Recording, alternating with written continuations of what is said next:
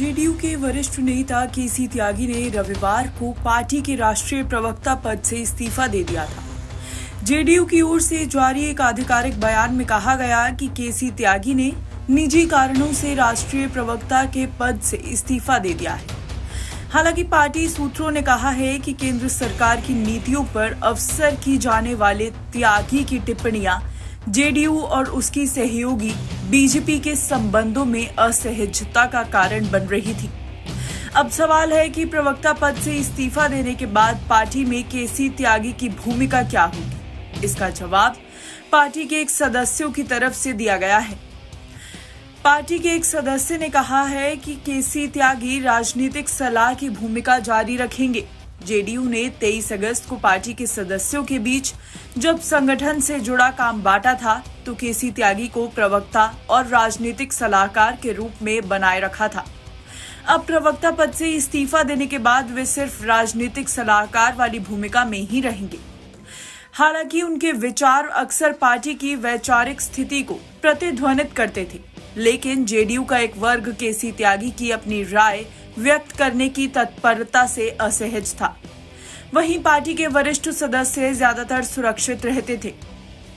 त्यागी की वरिष्ठता का मतलब था कि नीतीश को छोड़कर कुछ ही सदस्य, जो हाल ही में संगठनात्मक मामलों को संभालने के लिए अन्य पार्टी सहयोगियों पर अधिक निर्भर रहे हैं, जो उनके रुख को निर्देशित कर सकते हैं। जेडीयू के 2 वरिष्ठ सदस्यों केंद्रीय मंत्री ललन सिंह और पार्टी संसदीय दल के नेता संजय झा राष्ट्रीय राजनीति में आ चुके हैं।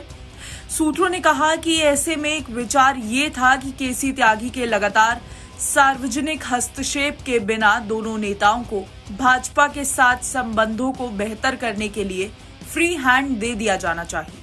ऐसा माना जाता है कि केसी त्यागी अपने अनुभव और स्पष्टता के कारण एक क्षेत्रीय पार्टी के चेहरे के तौर पर राष्ट्रीय मीडिया में अप्रत्याशित रूप से काफी चर्चित हैं।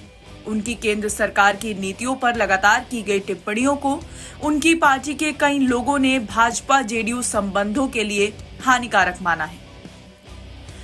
फिर चाहे वे समान नागरिक संहिता, वक्फ विधेयक, हाई लेवल केंद्रीय सरकारी नौकरियों में लैटरल एंट्री या यहां तक कि कई अन्य मामलों के बीच फिलिस्तीनी का मुद्दा ही क्यों ना हो, जेडीयू के रुख पर उनके बयान ने हलचल पैदा कर दी है।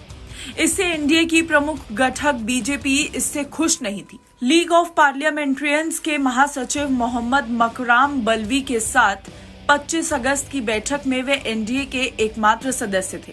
बैठक में इजराइल पर फिलिस्तीनियों के नरसंहार का आरोप लगाया।